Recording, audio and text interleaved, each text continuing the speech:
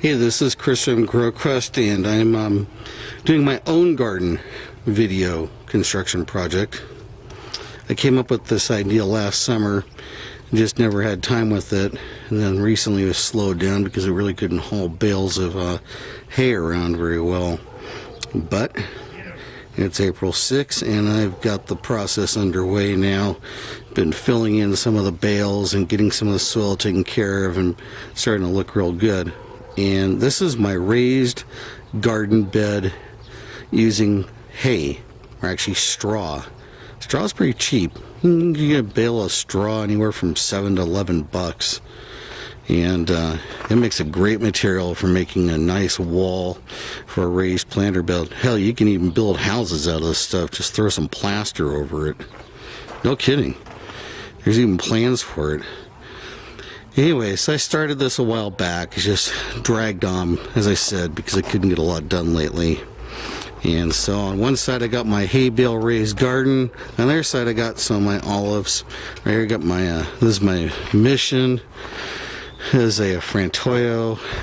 This is a new addition. Angledow is a French. And another Mission. Nice Tagiosca growing up high. Got some figs. I have old world Arbequina, not be confused with the new Arbequinas that nurseries sell, which are not Arbequinas. Well, they're Arbequinas, but they're clonal Arbequinas of a different variety of Arbequina. More on that later. And some other olives, some Picholine back here. So what I did is I've been taking a lot of nursery soil and I've been building it up against the wall, so that when I did have the ability to start hauling some hay bales back here, I could put the bales up and have that soil right there and then begin planting into it. In the meantime, were a few places where I had some stuff already built up. I got my artichokes started, some fig vines, fig plants in here, some grapevines. There's a beautiful panache. This thing looked like it was near death before it got put in there. It's coming on strong. We'll get in here pretty quick and do a pruning video on it, since there's some old dead wood in there.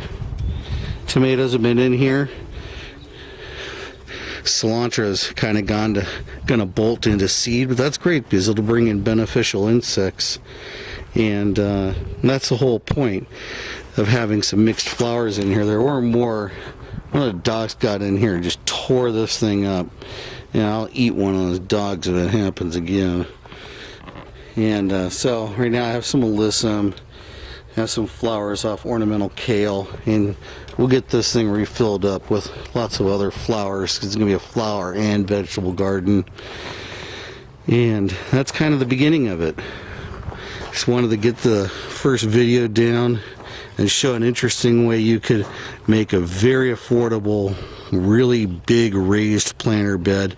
And you can even plant into the straw. You can take seeds of wildflowers or low growing flowers, or you can even shove in bare root plants into the straw here and just lightly cover it up with some Kellogg's topper or whatever mulch there is in your area, and keep it wet, and it'll grow. I mean, you can make the straw into a living wall. Probably get into doing that in another couple weeks, see how we can do that with a couple sections of it. Now right now I'm just interested in getting it filled in with as much different produce plants as I can. Eggplants, chilies, lettuce, I mean, you name it. I'm gonna take it over to this area a little bit further, and then I've got a whole other wall where I'm gonna do it. I'll probably just keep this area as my private roses. We're not really private since I'll sell anything I have, but they're at least here while they're growing out, and if people want them, they'll get delivered. So, hay bale raised planter bed.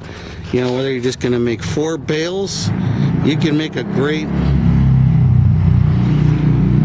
vegetable garden on the cheap this way.